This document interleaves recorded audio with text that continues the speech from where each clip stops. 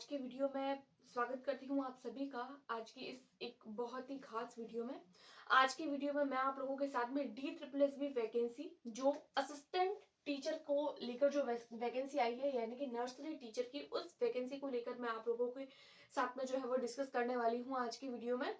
तो फिर वीडियो को एंड तक देखिएगा ताकि इसके रिगार्डिंग जितने भी आप लोगों के डाउट्स है वो सारे के सारे क्लियर हो जाए। सबसे पहले तो मैं आप लोगों को बता दूं कि ये जो होता है वो एक प्राइमरी लेवल का पेपर होता है, यानी कि प्राइमरी क्लासेस के लिए, यानी प्री प्राइमरी और प्राइमरी क्लासेस के लिए आप लोगों को टीचर बनाया जाता है इसमें। अब इसकी वैकेंसीज कितनी है, इसका पोस्ट कितना है, आप लोगों का कौन कौन से डिपार्टमेंट में पोस्ट है कितनी कितनी, उसके बारे में डिस्कस करेंगे। उसके साथ में सीटेट को लेकर और कुछ इसकी एलिजिबिलिटी को लेकर के एलिजिबिलिटी क्या होनी चाहिए आप लोगों की, वो सारा क्राइटेरिया डिस्कस करेंगे। साथ ही साथ आप लोगों का इस पेपर का जो पैटर्न होता है, एग्जाम पैटर्न होता है, कितने मार्क का इसमें जो है वो पेपर आता है और कौन कौन से पार्ट्स होते हैं, उन सब को जो है वो हम डिटेल में डिस्कस करने वाले। छोटी सी वीडियो होगी, 9 से 10 मिनट की होगी, तो फिर आप जरूर देखिएगा ताकि इसको लेकर आप लोगों के माइंड में किसी भी तरीके की कोई कंफ्यूजन ना रहे।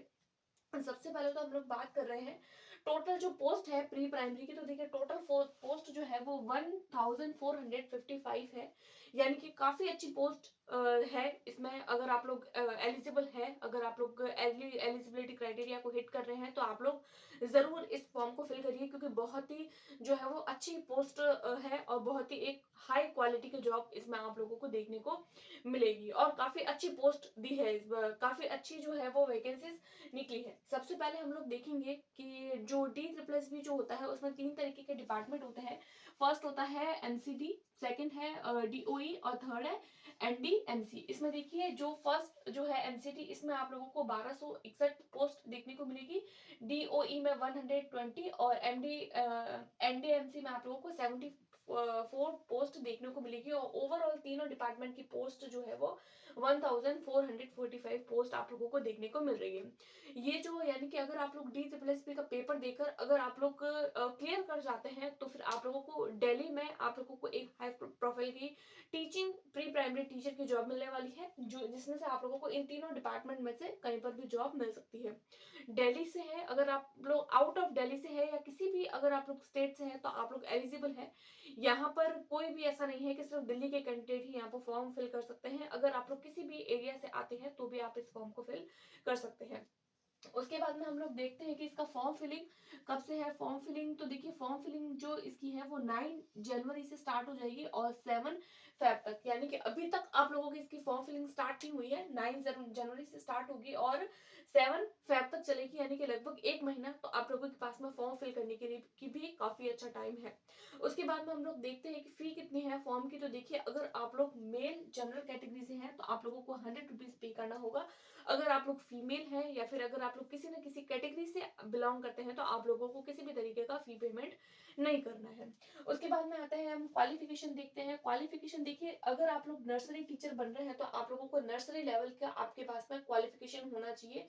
जैसे कि आप लोगों की सबसे पहले तो 12th होनी चाहिए विथ 45%। ये तो देखिए हर एग्जाम के लिए होता है कि 12th 45%, इससे कम मार्क के लिए आप लोगों को किसी भी एग्जाम के लिए एलिजिबल नहीं किया जाता है। तो ये तो बहुत नॉर्मल सा है, तो ये तो सबके पास में होगा। उसके बाद में कुछ स्पेशल देखिए, अगर आप लोगों ने टीचिंग से रिगार्डिंग किसी भी तरीके का डिप्लोमा किया है, किसी भी तरीके का सर्टिफिकेट किया है, या अगर आप लोगों ने बीएड किया है, देखिए बीएड यहाँ पर वो नॉर्मल वाली बीएड की बात नहीं हो रही है, यहाँ पर जो है वो नर्सरी टीचर के लिए जो बीएड होता है उसकी बात हो रही है, क्योंकि आप लोगों को असिस्टेंट टीचर बनाया जा रहा है, नर्सरी टीचर बनाया जा रहा है, तो आप लोगों के पास में वो नर्सरी बीएड होना चाहिए। उसके बाद में अगर आप लोग एनटीटी क्वालिफाई कर चुके हैं या ईसीसीई अगर आप लोगों ने किया है, अगर आप लोगों के पास में 12th विथ इसके साथ में अगर आप लोगों के पास में कोई भी एक चीज है तो आप लोग इस एग्जाम को क्रैक देने के लिए आप अप्लाई कर सकते हैं। इस एग्जाम को आप लोग इजीली दे सकते हैं, आप लोगों को कोई दिक्कत नहीं होगी।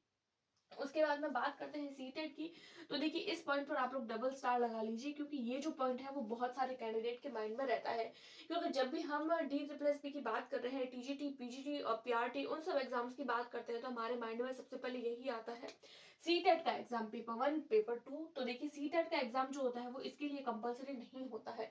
यानी अगर आप लोगों ने सीटेट क्वालिफाई किया है तो अच्छी बात है। अगर आप लोगों के सीटेट क्वालिफाई नहीं है तो भी आप लोग ये वाला फॉर्म फिल कर सकते हैं। तो फिर आप लोग, अगर आप इन सारे क्वालिफिकेशन को हिट कर रहे हैं तो आप लोग जरूर फॉर्म को फिल करिए, क्योंकि काफी अच्छी पोस्ट है ये। उसके बाद में हम देखते हैं एग्जाम पैटर्न। तो देखिए सबसे पहले तो मैं आप लोगों को बताऊं एग्जाम पैटर्न में, यानी कि आप लोगों का टोटल जो पेपर होता है वो कितने मार्क का होता है। तो टोटल पेपर आप लोगों को 200 मार्क का मिलेगा, जिसमें आप लोगों को दो पार्ट मिलेंगे, एक पार्ट ए और दूसरा पार्ट बी। पार्ट ए और पार्ट बी, देखिए दोनों जो पार्ट होते हैं वो 100 मार्क के आप लोगों को मिलेंगे। सबसे पहला जो पार्ट होगा उसका सिलेबस जो है वो DSSB ने क्लियर कर दिया है कि क्या क्या इसका सिलेबस रहेगा, कौन कौन से सब्जेक्ट्स में से कितने कितने क्वेश्चंस आप लोगों को पूछे जाएंगे। लेकिन जो पार्ट बी है उसके रिगार्डिंग किसी भी तरीके का जो सिलेबस है वो DSSB क्लियर नहीं करता है। इसमें आप लोगों को, आप जो भी सब्जेक्ट स्पेसिफिक पेपर दे रहे हैं, अगर आप लोग प्री प्राइमरी का पेपर दे रहे हैं तो आप लोगों को प्री प्राइमरी के हिसाब से जितना भी कोर्स है, NCF से लेकर CDP, चाइल्ड डेवलपमेंट और इसके रिगार्डिंग और भी जितनी भी चीजें हैं आप लोगों को सब पढ़नी होती है, क्योंकि इसका एक प्रॉपर सिलेबस जो है वो आप लोगों को नहीं दिया जाता है। तो हम लोग एक बार जरा थोड़ा डिस्कस कर लेते हैं, तो आप लोगों से ये भी क्लियर हो जाएगा कि आप लोगों को पार्ट ए में क्या पढ़ना है और पार्ट बी में क्या। सबसे पहले देखिए 100 मार्क का अगर आप लोगों का पार्ट ए है तो इसमें आप लोगों को 5 सब्जेक्ट पूछे जाते हैं। GK GS होता है, करंट अफेयर्स होता है, साथ साथ में मैथ्स, रीजनिंग, इंग्लिश और हिंदी। इस तरीके से 5 सब्जेक्ट आप लोगों को दिखेंगे।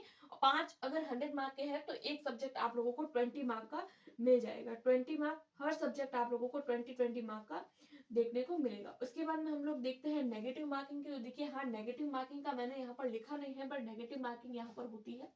अगर आप लोग किसी एक क्वेश्चन को गलत करते हैं तो आप लोगों को 0.25 मार्क की जो है वो नेगेटिव मार्किंग इस एग्जाम में देखने को मिलती है। यानी कि 1/4 मार्क, 0.25 का मतलब है 1/4 मार्क आप लोगों को नेगेटिव के रूप में देखने को मिलेगा, यानी नेगेटिव मार्किंग होती है इस एग्जाम में। उसके बाद में हम लोग देखते हैं कि यहाँ पर 20 मार्क के जो है वो सारे पेपर होते हैं। 100 में से आप लोगों को 40% मार्क जो है वो लाने जरूरी है। अगर आप लोग 40% मार्क लाते हैं तो ही आप लोगों को जो है वो मेरिट लिस्ट में काउंट किया जाएगा, अदरवाइज आप लोगों को मेरिट लिस्ट में काउंट नहीं किया जाएगा। तो 40% कंपल्सरी है। उसके बाद में हम लोग बात करते हैं पार्ट बी की। तो देखिए पार्ट बी जो है वो भी आपका 100 मार्क का होता है।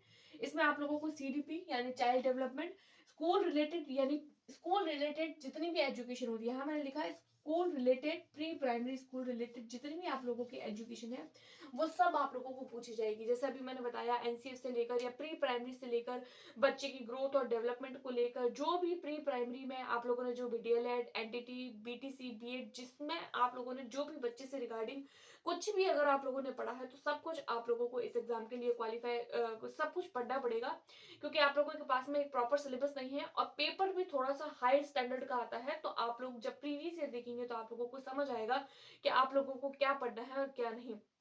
इसके अलावा और भी कोई इन्फॉर्मेशन आप लोगों को लेनी हो तो आप मुझे कमेंट कर सकते हैं। हो सकेगा तो मैं आप लोगों को रिप्लाई करने की कोशिश करूंगी।